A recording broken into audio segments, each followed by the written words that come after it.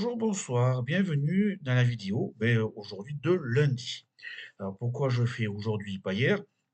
Parce qu'hier, on n'est pas sans savoir qu'il y a eu les élections municipales, tout au moins le premier tour, pour la très grande majorité des communes en France, quoi, bien évidemment, vérité d'évidence.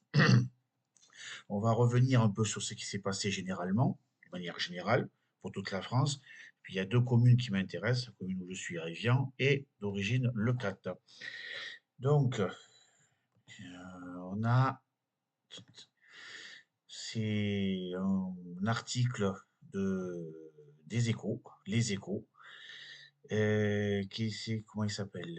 Est-ce qu'il a son nom? Voilà, c'est de Julien Boitel, qui résume bien ce qui s'est passé hier en peu de mots. On a bon, les résultats, les réactions et les tractations après le premier tour. Ce qu'il faut retenir, l'essentiel, c'est en résumé, ça, mais c'est résumé dans les premières lignes de l'article, c'est l'abstention record. Hormis ce qui s'est passé la dernière fois en 2020, bon, avec le Covid et tout team, on a une abstention record pour le premier tour des municipales et confirme la dynamique du RN et la percée de LFI. Moi, je ne pensais pas qu'ils y arriveraient. J'ai plutôt misé sur le RN extrême droite, mais visiblement, à Paris, Marseille, Lyon, la gauche conserve ses bastions. Enfin, ouais. Mais la situation est fragile. La bataille du second tour commence. Alors à droite, à gauche, par exemple sur BFM TV, il n'y a pas longtemps, et on a eu Mathilde Panot qui est, ouais, c'est ça, Mathilde Panot qui est passée. Et hier, on a appris, et elle a confirmé ce qui s'est passé, quoi, que Delogu, qui arrive, je crois, troisième ou quatrième, a tendu la main au maire sortant, socialiste Panot, pour faire barrage aux fascistes. Hein. Bon, ben, ça comme ça, du RN. Il semblerait que M. Payan, maire de Perpignan. Non, c'est Alliot qui est passé à Perpignan au premier tour. Juste, mais il est passé. Maire de Marseille ne refuse. Bon, ben on verra dans la semaine ce qui va se passer. Je me répète, j'ai fait qu'aujourd'hui, tu vois, pour avoir un peu plus de résultats, plutôt que d'avoir des trucs au dernier moment, au compte-gouttes, j'ai un petit peu plus de recul pour parler. Alors, comme je vous ai dit, c'est un article des Échos de Julien Boitel.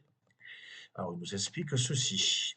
Le RN et LFI, les deux partis qui ont fait des municipales un test en vue de la présidentielle. C'est pas que pour eux, c'est pour tous les partis. Quoi.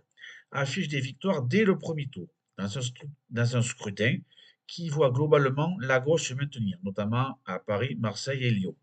Lyon, c'est de Grégory Doucet qui est légèrement second, je crois être 30, des brouettes. Et ça, quelques mois après, il y a Michel Aulas, ancien président de l'OL, qui est légèrement en tête.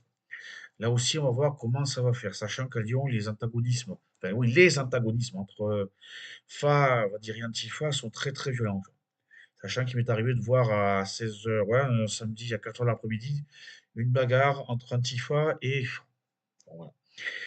L'entre-deux tours, d'ici dimanche prochain, va être marqué par le casse-tête des possibles alliances qui seront aussi scrutés à l'aune de la course de l'Élysée.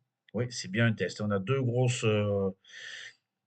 rendez-vous électoraux. Oui, électoraux. Bon, là maintenant, les municipales, très importantes dans la vie publique française. Pour ceux qui ne savent pas, je vais faire une petite digression. C'est grâce aux élections du maire que la démocratie s'est implantée en France. Ça peut paraître bizarre, mais c'est une élection très très importante, en plus de l'élection du patron de la France, ouais, de la Startup Nation, comme disait l'autre, en bon français. Le président aussi, c'est très important. Dans les trois plus grandes villes de France, la gauche sortante fait de bons résultats. Le socialiste Emmanuel Grégoire devance largement l'ex-ministre de droite Rachida Dati dans la capitale. Sachant que Sarak Nafo peut se maintenir, et est-ce que Rachida Dati et elle vont s'allier? Ça m'étonnerait, on risque d'arriver, ouais, quoi ça s'appelle, quadrangulaire, quincangulaire, je ne sais pas comment on peut dire. On verra, ça risque de faire le jeu de la gauche. Le maire proche du PS, Benoît Payan, sort en tête à Marseille, bien que talonné par le député du Rassemblement national, Franck Aizio. Et l'écologiste Grégory Doucet, lui aussi sortant, se retrouve au coude à coude avec l'ex-patron de l'OL, Jean-Michel Aulas, soutenu par la droite et le centre. La droite, on va dire classique. À Lyon, le maire sortant, Grégory Doucet, à la tête d'une large coalition de gauche hors LFI, a engrangé 37,36% des voix contre 36,78% pour son adversaire. Ah, je crois que c'était plus près, oui. Ça s'est achiné depuis hier.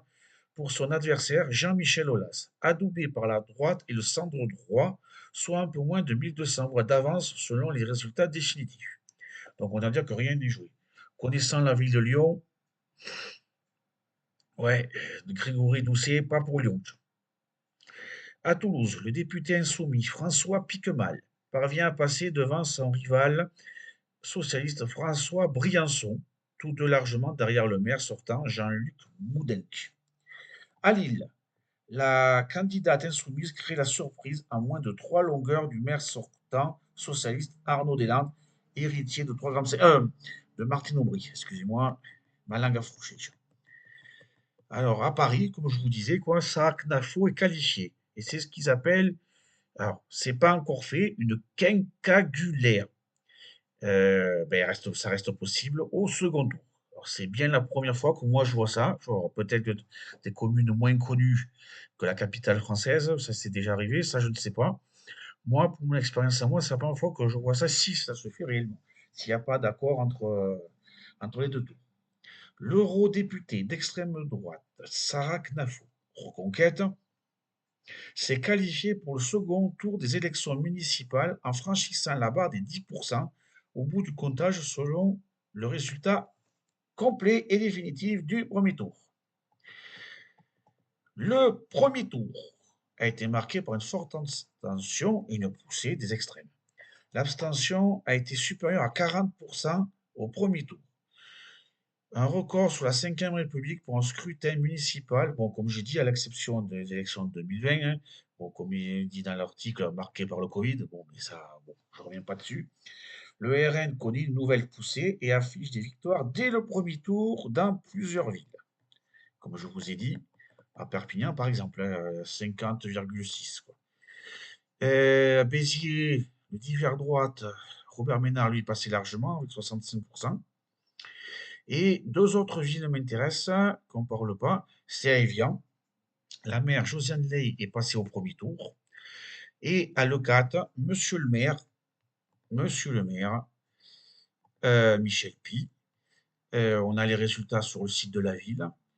Alors, est arrivé en tête, mais pas repassé au premier tour comme la dernière fois, en 2020, avec 1698 voix, soit 44,6% pour 26% des voix, talonné, alors à 20 points derrière, par monsieur Alain Massa, 24,77 pour être précis, et 950 voix. On a Nouveau Cap Local, plutôt à gauche, qui arrive en troisième position, quand on connaît ce que c'était l'Aude dans les années 80-90, avec 661 voix et 17,23% des voix. Arrive en dernier Laure Emmanuel Philippa, le 4 Rassemblement pour Lyonnais, c'est sous bannière Rassemblement national, arrive dernier, 13,74% et 527 voix. Pour 3836 voix exprimées, soit 98,33%. Des blancs, ça représente environ 1,10% avec 43 blancs et les nuls 22, soit 0,56. Donc, pour le moment, au moment où je vous parle, à l'E4, l'élection qui m'intéresse, euh, il n'y a pas d'alliance possible. Possiblement, il peut y avoir une quadrangulaire puisqu'il faut 10% de plus des voix pour passer, pour être au second tour. Donc, les quatre peuvent a priori rester.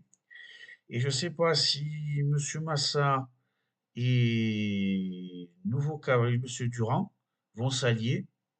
Le RN, je ne sais pas, j'ai l'impression, connaissant un peu quand il veut faire cavalier seul.